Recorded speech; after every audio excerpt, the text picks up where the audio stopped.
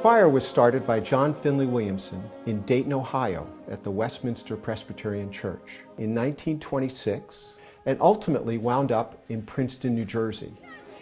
Williamson was looking for a home that was not only culturally vibrant, but was academically rich. Throughout its history, Westminster performed in many different ways. It did the soundtrack for Fantasia.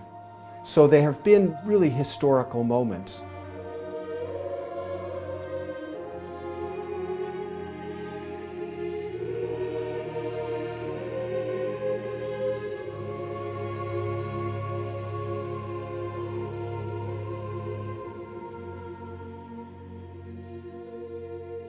Westminster Choir College has benefited from the generosity of several individuals who have supported the mission of the Choir College and invested in its future.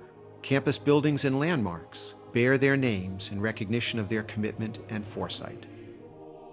Williamson Hall is named for Westminster's founder, John Finley Williamson, and his wife, Rhea. Dr. Williamson in many ways revolutionized choral music in American churches.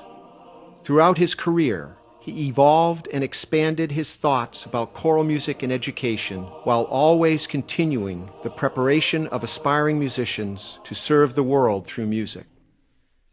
Rhea Parlett Williamson served as dean and a teacher of English and drama in the early days of the Choir College. After hearing the Westminster Choir at a festival in Dayton, Ohio in the 1920s, Catherine Houck Talbot approached John Finley Williamson and said, "Young man, your choir is a revelation. What can I do to help?"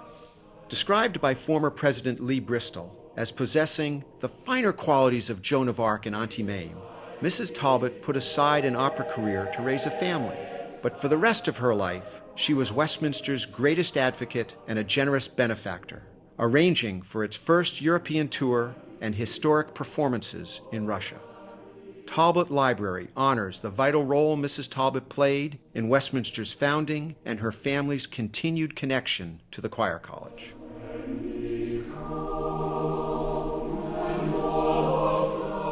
Erdman Hall, home of the Presser Center for Music Education and Presser Voice Lab, is named for Dr. Charles R. Erdman, a professor at Princeton Theological Seminary.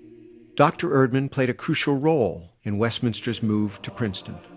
Erdman set up the meeting that included President Hibben and the trustees of Princeton University, President Stevenson and the trustees of Princeton Seminary, and the trustees of First Presbyterian Church, which is now Nassau Presbyterian Church.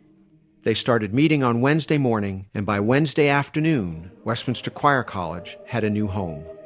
Erdman also made it possible to meet with the governor of New Jersey, which finalized and formalized Westminster's charter. As Williamson said, it was just that simple and that easy. Sophia Strong Taylor was a successful businesswoman in Cleveland, Ohio, and a friend of Dr. Erdman's. She heard the Westminster Choir perform in Ohio and listened to its regular radio broadcasts. According to legend, although she had only met the Williamsons once, Mrs. Taylor invited them to dinner at the Princeton Inn in 1933, and over dessert, she offered to purchase the land on which the campus stands today.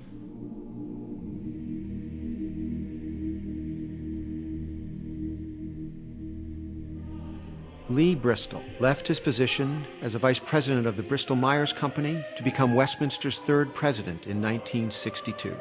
A successful businessman, he was also a talented musician, the third American to become a member of Britain's Royal School of Church Music. Bristol Chapel is named for President Bristol and his father, Lee H. Bristol Sr.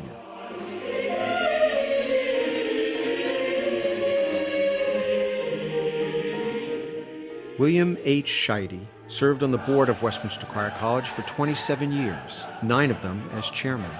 A renowned Bach scholar, he was a frequent lecturer at the Choir College and an engaged leader who underscored his belief in the mission of the college with generous support. Westminster was honored to participate in his 100th birthday concert in Princeton in January 2014. The William H. Scheide Student Center was named in his honor in 1998.